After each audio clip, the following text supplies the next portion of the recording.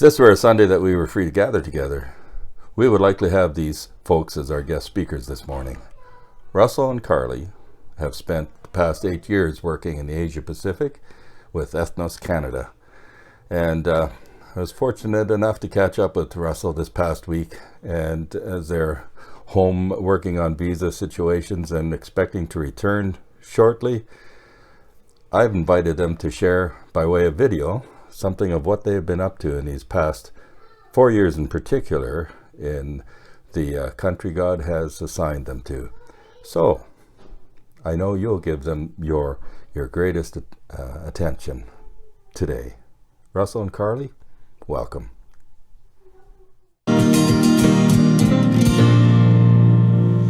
Hey guys, we're so excited to be with you this morning, and Happy New Year to you all. For those of you who don't know us, we're the Kloosterhuis family. Russell, Carly, Carter, and Landon. Hi, good morning. And we just wanted to give you guys an update on what God's been doing in our lives and our family and through our family in the last couple years while we've been in Asia Pacific. So first I'm going to start by reading Philippians chapter 3, 7 through 11. So that's Philippians chapter 3, 7 through 11. But whatever gain I had, I counted as loss for the sake of Christ. Indeed, I count everything as loss because of the surpassing worth of knowing Christ Jesus my Lord. For his sake, I have suffered the loss of all things, and count them as rubbish in order that I may gain Christ, and be found in him, not having a righteousness of my own that comes from the law, but that which comes through faith in Christ, the righteousness from God that depends on faith, that I may know him and the power of his resurrection, and may share his sufferings, becoming like him in his death, that by any means possible I may attain the resurrection from the dead. So like we said, we're serving in Asia Pacific. So this gives you a little bit of an idea of where we are in the world, a broad area, and we live right basically where that arrow exists. So last time when we shared with you, while we were back in North America, we shared that we were going to be surveying the villages and, Lord willing, choosing a place to live in an interior location. So that is what I did for the last 11 months when we first got back in 2018. And yeah, it was a great experience. Me and a national co-worker, we traveled from village to village, 2 weeks in, and we did all of the survey work that we needed to do. So obtaining all of the vital information that we need from the people, such as language data and how many people live in each village, to what the government situation looks like, the school situation, and the healthcare situation. So we gathered all of this data, and then we were able to write reports and give it to our leadership to make a decision in where we were going to be living in an interior location. As we were doing this, one of the things that I realized with my national coworker was there was a lot of urbanization of tribal people. So we'll talk about that later throughout this morning. But yeah, that was something that was new to me, and it was just, and it's something that's exciting for us to think that, okay, what does this look like for the next generation? So like Russell was saying, survey gives us a broader picture of what's going on in some of these locations that don't have road access or any way of actually getting in there aside from plane and dugout canoe. So it's really hard to get accurate information on what the lives of the people are like, and so Russell spent basically the better part of a year going in and out of villages and learning kind of what was going on. One of the things that, like he said, was continuing to pop up was the fact that the younger generation, 40 and under, were not there in the village anymore. They were leaving and heading out to town for their kids to go to school, for the men to have work, and it was just changing the whole dynamic of the tribal villages. And this was a question that we were asking, and so was our leadership. What is this going to look like for, Indigenous churches? How do we have multi-generational mature churches in locations where there is no young generation? Who's going to take this forward and actually be part of sharing the gospel with the next generation? And yeah, this was really something that we were experiencing, but also our team was working through, what is this going to look like? And so shortly after we finished survey, our town kind of experienced a bit of a natural disaster that Russell's going to share a little bit about. So, like what Curly said, there was a natural disaster. It took out half a town. 10,000 people were misplaced, and then there were hundreds of other people who had lost their lives. So as an organization, as our family, we were all hands in, helping the people, digging out homes, feeding people. Thousands of people we were feeding for almost a month. And basically just loving on these people, building relationships with these people so we can one day share about Christ, the hope that they don't have at this moment, or at that moment, but as a family, as an organization with Ethnos Canada, that we were, involving ourselves in their lives, we can just share Christ someday with them. So this was a pretty devastating time. Thousands and thousands of people displaced. Russell was each day, bringing food up to some of these little remote villages that don't really have great access once the side of the mountain was kind of washed away. And so, all of our teams from all of the different parts of our island were all together working to, feed people and help them access good medical. And, just anything we could do to be a blessing to the people who were suddenly without homes, having lost loved ones. And that really put, a break on some of the things, but at the same time it didn't, because it opened doors that we would not have had otherwise to, make relationships with some of our neighbors that are the majority faith and are without hope. So in the midst of that, our team was going through a lot, as Russell was saying, like this concept of urbanization of tribal people and new realities that existed in missions. Our team was questioning, what's this going to look like? And it took a lot of time as a family for us to be praying through this, and just the Lord was giving us a sense that this was not a healthy team that we had joined into, and the direction we were wanting to head in terms of reaching people where they were at, and the realities of urbanization and how that would change our ministry was not really in line with what our coworkers were looking for.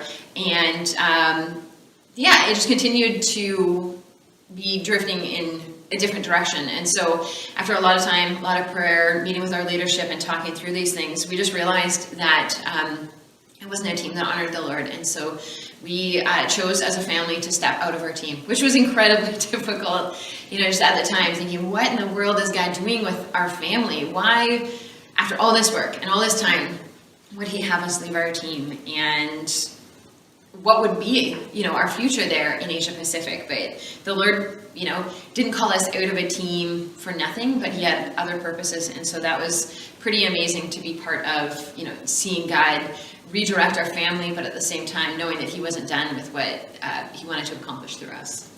So how did the Lord direct our family? He allowed me to be involved with a teaching 3 days a week. This is one of the national teachers that I am involved that I get to spend my time with and co-teach with him. His name is Nico, and he's a great believer, a faithful brother in the Lord, and it's awesome to be able to co-teach with him. The group that we taught, it was 60 plus young people who were able to share the gospel from creation all the way to the death, burial, and resurrection of Jesus Christ. And more than half of them came to know the Lord. So that was an awesome experience.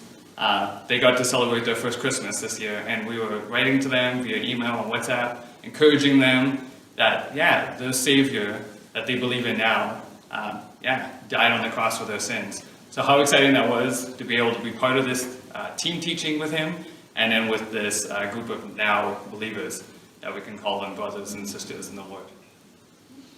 So in the midst of that, we're finding that the Lord is using us right there in town. So Russell was saying urbanization of tribal people, that means that they're in town, and they're actually in our town, where we had finished up language study and we're doing survey from. And yet these guys are coming from all these different areas, different tribal groups, different languages, and trying to figure out what it means to fit into this little coastal town we're living in. And Russell got to meet with kids from all over and be part of, sharing the truth with them. But then it also led to, more opportunities with that. Here's just the boys, just, daily life there, homeschooling and, making relationships with the people, dressed up in traditional clothing with the people as they've gifted us all these beautiful things, wanting us to understand who they are and what they're about.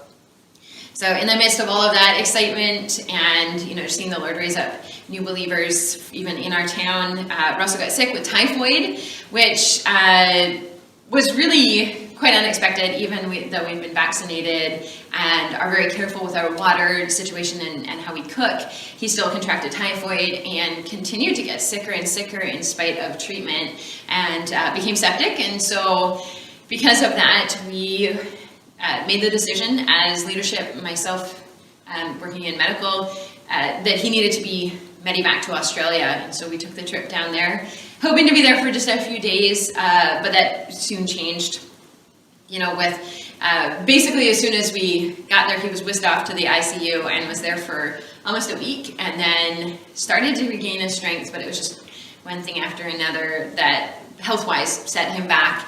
And we ended up being in Australia for almost 7 weeks, and that seemed very unexpected, and what is God doing with this time? And yet it was such a blessing.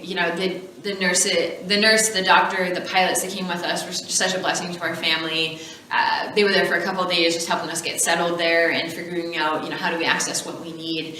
And then there was a family with our same organization, but an Australian family that basically invited us to stay with them, and continued to love on us, take care of us for the whole time we were there. And God just brought lots of people into our life during that time. Some of our dear friends from Bible school and cross-cultural training time happened to be in Australia, and he just used that time to really minister to our hearts and really encourage us that he's not done with us yet. And that was just such a good time. It was a tough time, watching Russell go from not sure if he was going to make it to seeing his health restored. But also it was a time for the Lord to say, I've got you, and I'm in control.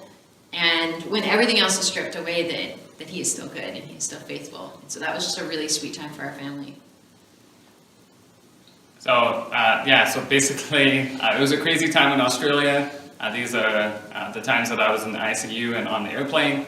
And what the Lord really taught us sometimes through those trials and tribulations, that he is still faithful and he is still going to be there, even when we're in through that trial. He provided countless friends to encourage us, even friends who were down in Australia to help us with housing and getting us to the different doctor appointments and things like that. So we were very blessed to have friends and believers down there as well. And then when we got back, Carla will mention her time in Papua. So we had a couple of major medical situations that came up in the fall of last year, so almost a year and a bit ago. So Russell was sick, and we had another coworker that got very sick.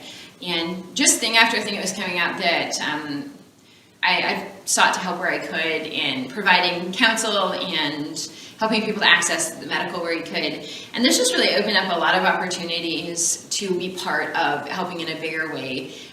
One of the big challenges in a third world location with a challenging medical situation is trying to figure out how to even access what is available, to know where you can go to get help. And this is a challenge for not just our expat families who work there and serve, but also for the Indigenous people who struggle with the language. So when it comes to medical terminology, they're just completely lost, not sure what to do, who to talk to, and how to ask the questions that they need to ask. And so it's a really challenging situation.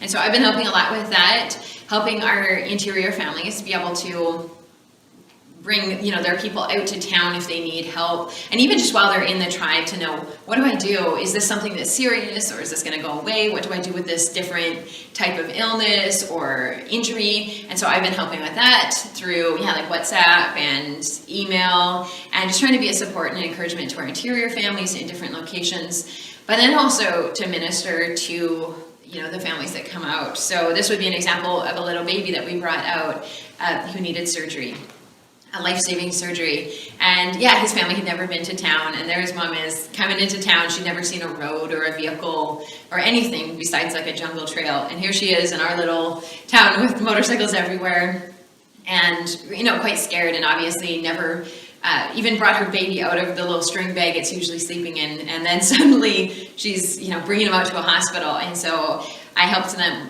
walk through that whole situation, trying to get help, trying to advocate for that baby. And it was such a cool time. This family is coming from a people group where we have workers, but not in their village. So their language actually has the gospel presented, but not where they live. And their region, basically where they are, has said, we're not interested in missions, don't come here. And that's been kind of a closed door for 12 years that we've had workers there. And so, we brought this baby out, and lots of new experiences for them, and lots of, funny moments, and also really heartbreaking moments as, this baby's clinging to life. But yet, the Lord used that time to see his health restored. This baby had surgery and is doing great.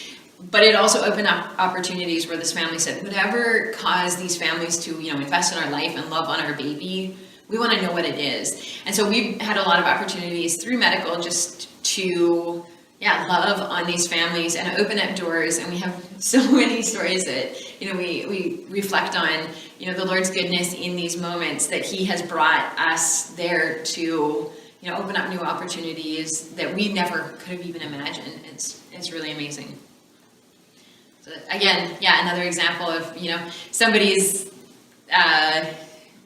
basically their language helper. This people group in 10 days is going to start hearing the word of God taught for the first time in their language. And so, there's this kind of in-between time as you have these people who you've been learning their language and getting ready to teach, and yet you're not quite there, and yet people get sick, very sick, and potentially die. And so this was another example of bringing a guy out, hoping, that the Lord would restore his health so that he could hear the gospel in his own language for the first time. And so praise the Lord, he's alive and doing well and back in the village, excited to hear the teaching. So we're just rejoicing over that.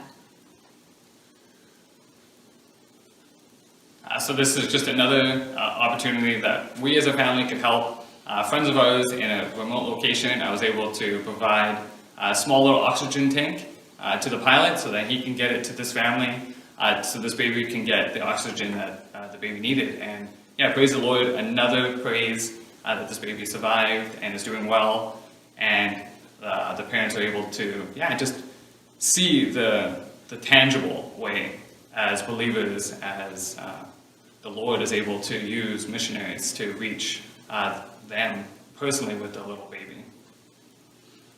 So a lot of it is just, day in, day out living. Sometimes people wonder, what do we do and then day in, day out? So for me, it's a lot of homeschooling. For Russell, he's going to share a little bit more of what the day in, day out life is, but it's never the same every day. Some days, we get our schedule done and all the goals we had for the day kind of just, sail along pretty smoothly. But a lot of the time, there's the interruption of people, real life happening. People have big needs and a lot going on that we get to kind of step in and, just every day trusting the Lord for what do we do with today? Where do I invest my time and what do I get involved with? But a lot of it is, with people, sitting with people, talking with them, hearing what's going on in their life and finding ways to bring the gospel to the forefront of our conversations. And being part of people's lives means that we hear what's going on, the hurts, the frustrations, the fears that they have, and get to actually share hope. And it's pretty amazing just to be part of that. We feel incredibly privileged,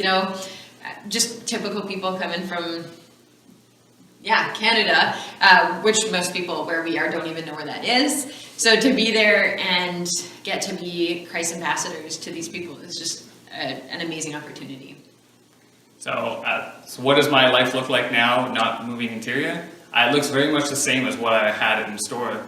I'm able to do teaching 5 days a week at a little Bible school discipleship training center right in my town with 2 national coworkers. So you met the one, Nico, so he's one of my teachers that I get to teach with. And so the last year I was able to do the first phase of the chronological teaching, so creation through the death, burial, and resurrection with this group of guys.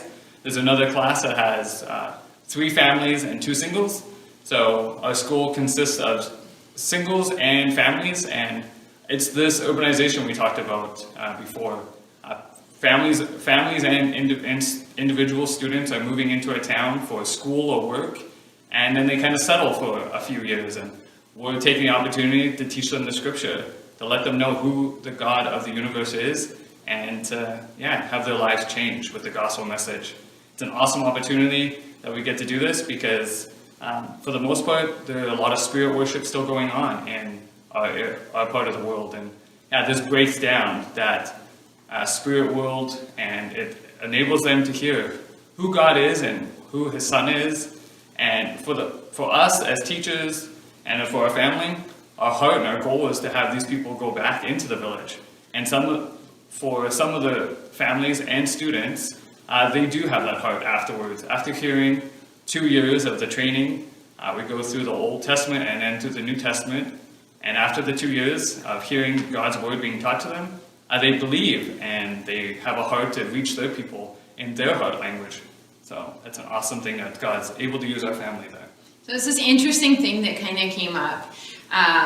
We don't have a lot of what used to exist with Ethnos Canada was this concept of monolingual tribal people, and to find that where we are anymore is really challenging.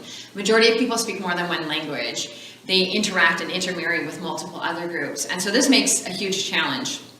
What do you even teach in, and how do you access ways that we can actually teach in their language? And so these guys are coming to town, and they speak some of the national language, which we know, and then they speak kind of a dialect that is off of that we are pursuing learning as a family, because that's what most of them speak in their day in, day out language. But what the challenge that they find is the national church is at a high level and has a ton of nuance to it that they don't get, and so they come to town and they're really confused. How do I even fit in with the national church? Most of them basically our whole island, we would say they're all religious, but none of them actually know Christ. And so this makes this challenge when they're like, yes, I totally know what you're talking about, and yet they don't. Because they've heard about it, but they've never understood the truth, and definitely not in their language. And so breaking this down is, like Russell and Nico and Anis,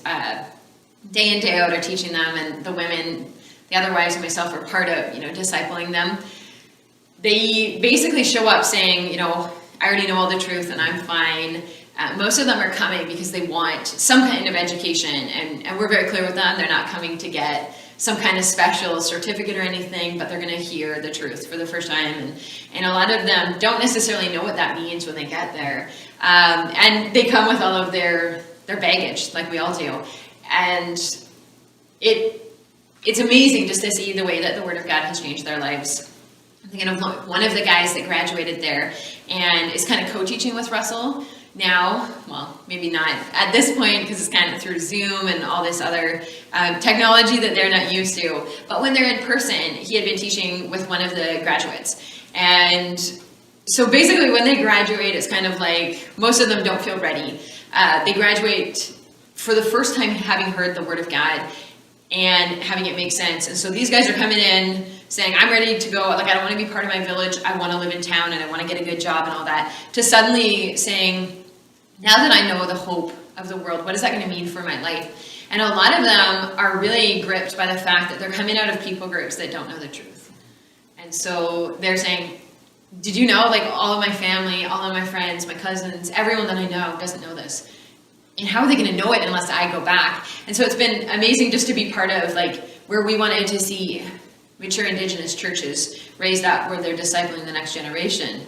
We get to be part of that right here, right in our town, where we are being part of raising up workers that are going to areas that we can't even get into areas that aren't interested in missions, but they're now having, a believer or two heading into their area to share the gospel. And so that's just been really amazing to, see like teachers that have said, man, I wanted to get a good government job, but now I can't keep silent about what I've heard. I need to go back and share this with my people. And so do you want to share a little bit about Evanus? Yeah, Evanus, so the man, just me and Evanus on the right of the screen there.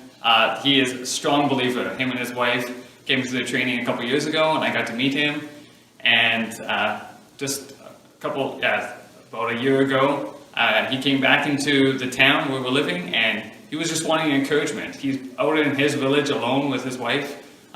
They've done the teaching in the heart language in the villages that he's part of, but there's no one to encourage him. So he comes out every year and a half, to just find believers and to be encouraged. And for me, it brings me so much encouragement and so much hope to know that it does matter what we're doing with our family. It matters because his stories about his family and his friends and his neighbors and his villagers are coming to know the light of the world, the one who came into this darkness and to save us, lost mankind. It's encouraging. He encourages me and I encourage him, and it's a blessing to be able to be part of the work what God is using our family there in Asia Pacific. Yeah, we're just so excited to be, sharing with you guys and kind of sharing a testimony of what God's done. Like looking back at the last couple of years, people ask, after getting so sick, I got dengue and was, bedridden, and again wondering, is this going to be the end where the Lord takes me home? Not even in a dramatic way, it was really serious. But yet the Lord restored our health. And it was such a testimony to our neighbors and to our friends there who kept asking, why would you stay here? You guys live in a country with better medical. And then when, the pandemic hit, again, this question of why are you here? Has been such a great opportunity to say, he is worthy. And, we're not suffering for the sake of the gospel. We're just suffering the realities of living in a broken world. But yet as we suffer alongside our friends and neighbors who know what it means to struggle with the sin of the world, with the realities of a broken world, it's such a privilege to know that God is using that time for his glory and for our good. And we're so confident of that these are not wasted times, that he's investing in eternity and we get to be part of that. And so we're just so privileged, and we wanted to say thank you to all of you guys for praying for us, for encouraging us. We'd love to hear from you guys, what's going on in your life. And that's such an encouragement even to our brand new believers there, to say, we're not alone. You guys have all of these other people around the world that, are walking with the Lord as well. And you get to be part of that same family. And that's exciting for them to be like, when you guys celebrate Christmas, those guys, we're going to celebrate for eternity with them. And how cool is that to be part of that? So we just wanted to say thank you. Thank you for praying. Thank you for just being part of, serving the people of Asia Pacific. Thank you, guys. Bye. I invite you to keep Russell and Carly in your prayers as they plan for their return to the Asia Pacific area of our world. And I'd encourage you to get in touch with them personally. I invite you to contact me through the email that'll show up on the end slides of this video, and I'll gladly give you all of their contact information. God bless you this day.